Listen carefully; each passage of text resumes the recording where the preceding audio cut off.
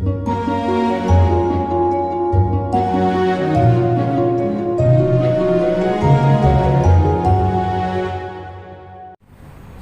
pagi anak-anak, berjumpa lagi dengan Pak Mario. Pada hari ini kita akan belajar SBDP tema 5 subtema 3. Tentang apa?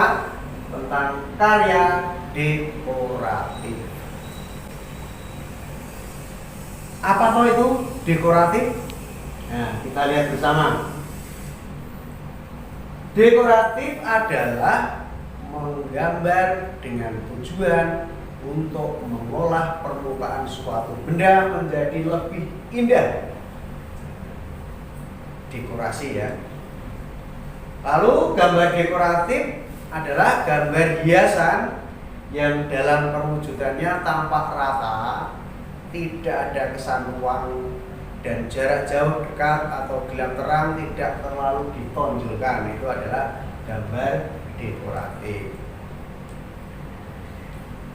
Keindahan gambar dekoratif terletak pada yang pertama, komposisi.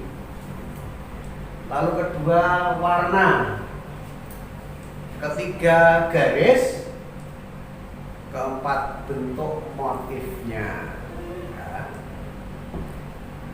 Anak-anak, bidang-bidang yang dihias dapat berbentuk lingkaran, jadi anak-anak bisa menghias bentuk lingkaran, atau juga bentuk segitiga, bisa juga bentuk persegi dan segi lima.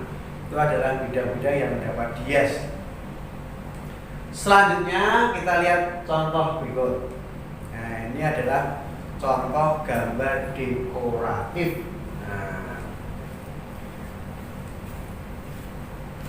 Pada karya dekoratif dapat ditemukan beberapa garis. Apa saja? Nih, garis horizontal, ini garis horizontal. Lalu ada garis vertikal. Lalu ada garis diagonal atau garis miring. Lalu ada kurva atau garis lengkung. Dan masih ada lagi yang namanya garis bergelombang. Nah, seperti ini, garis bergelombang. Sekarang akan kita lihat poster. Nah, ini adalah poster tentang COVID-19 yang sedang ngetren ya sekarang ini. Kita lihat. Poster dapat berisi tulisan saja atau disertai gambar. Kalau yang tadi ada tulisan, ada gambar. Nah, tetapi pada prinsipnya boleh tulisan saja, tetapi lebih baik kalau disertai gambar. Gunanya apa poster? Guna poster adalah memberitahukan suatu informasi kepada orang banyak. Tulisan dalam poster hendaknya singkat, padat, jelas, dan menarik. Nah, sekarang kita lihat berikutnya. Alat dan bahan untuk membuat poster. Apa saja alat dan bahannya?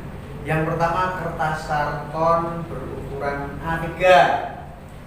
Lalu kita siapkan penggaris, disiapkan pensil, lalu juga spidol. Itu adalah alat dan bahan untuk membuat poster. Nah, sekarang kita lihat langkah-langkah untuk membuat poster. Apa saja langkahnya? Yang pertama, buatlah garis tepi berjarak 5 cm dari tepi di sekeliling kertas. Jadi buat garis tepi. Berikutnya, buat dekorasi pada tepi kertas. Jadi setelah diukur 5 cm, kemudian dibuat dekorasinya. Selanjutnya, buatlah pola garis-garis pada tepi kertas. Nah, anak-anak bisa memadukan dengan bidang datar. Berilah warna pada pola garis yang kamu buat. Selanjutnya, bagian tepi poster setelah selesai dan sudah terlihat indah, mulailah menulis pada bagian tengah poster. Tadi sudah disampaikan menulisnya singkat, bahasanya singkat, padat, jelas, menarik. Demikian anak-anak pembelajaran kita hari ini. Terima kasih, tetap semangat dan ingat pesan ibu: memakai masker, menjaga jarak, mencuci tangan. Berkah dalam. Selamat pagi anak-anak, bertemu lagi bersama Pak Awan. Pada kesempatan ini kita akan belajar matematika tema 5 subtema 3. Materinya adalah penjumlahan dua pecahan berpenyebut sama. Untuk menyelesaikan masalah terkait penjumlahan pecahan, kita perlu menjumlahkan angka-angka pembilang jika penyebut pecahan tersebut sama. Perhatikan contoh soal berikut. Ayah membeli roti bakar yang telah terbagi menjadi 10 potong sama besar. Sebanyak 2/10 bagian diberikan kepada koma. Sebanyak 5/10 bagian diberikan kepada ibu. Berapa jumlah bagian roti milik ibu koma? Perhatikan. Kalau mau menyelesaikan soal cerita, anak-anak menjawabnya harus memakai KMKJ atau kalimat matematika. Perhatikan. Maka 2/10 ditambah 5/10, maka akan menjadi 7/10. Kalimat jawabnya adalah, jadi jumlah bagian roti milik ibu koma adalah 7/10. Ya, bisa dipahami ya. Oke. Selanjutnya, penjumlahan 3 pecahan berpenyebut sama. Penjumlahan 3 pecahan berpenyebut sama juga dilakukan dengan cara menjumlahkan pembilangnya saja dengan penyebutnya tetap. Perhatikan contoh soalnya. Ayah membeli roti bakar yang telah terbagi menjadi 15 potong sama besar. Sebanyak 3/15 bagian adalah rasa nanas. Sebanyak 4/15 bagian adalah rasa stroberi.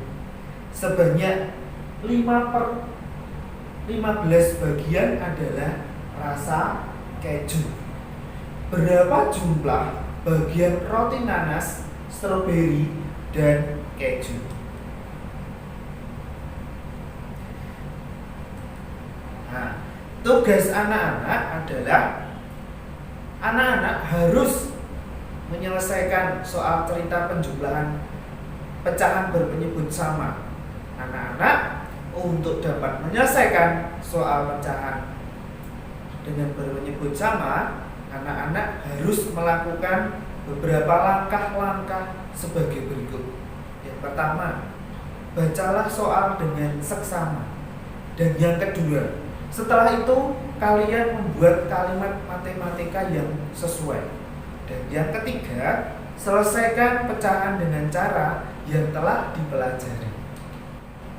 Baik, sebelum Bapak tutup, anak-anak harus tetap semangat, jaga kesehatan, jangan lupa bahagia, dan jangan lupa mengerjakan tugas di Google Classroom.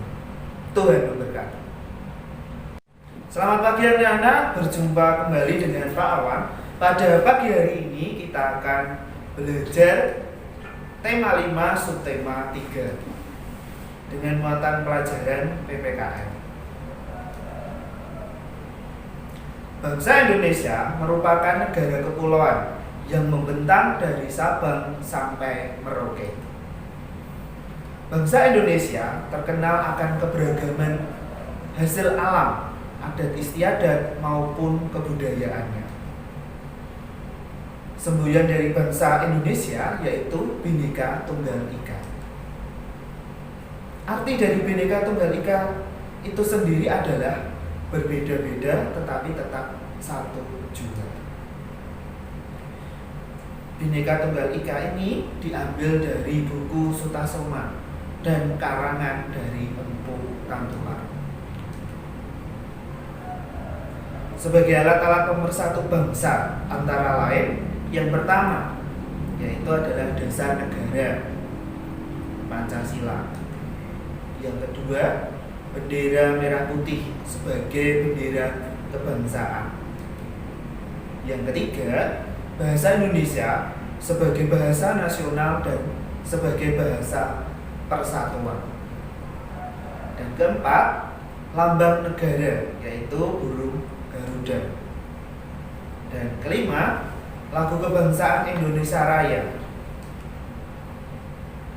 Dan yang terakhir adalah lagu-lagu perjuangan.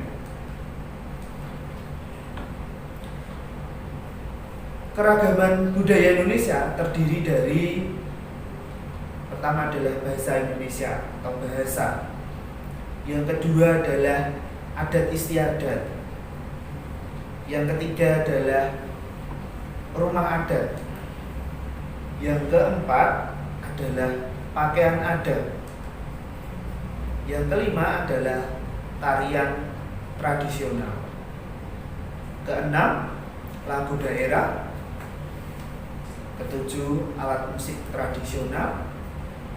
Dan kedelapan, senjata tradisional. Dan yang terakhir adalah makanan khas daerah. Beberapa cara menghargai keragaman antara lain. Yang pertama, kita harus senang belajar dengan budaya daerah lain. Yang kedua, gemar melihat pertunjukan atau pentas seni dari budaya lain atau dari daerah lain.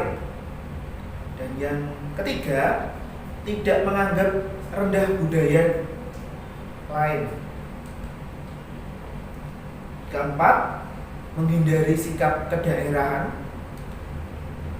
Yang kelima, kita harus mau menghormati budaya daerah lain secara positif.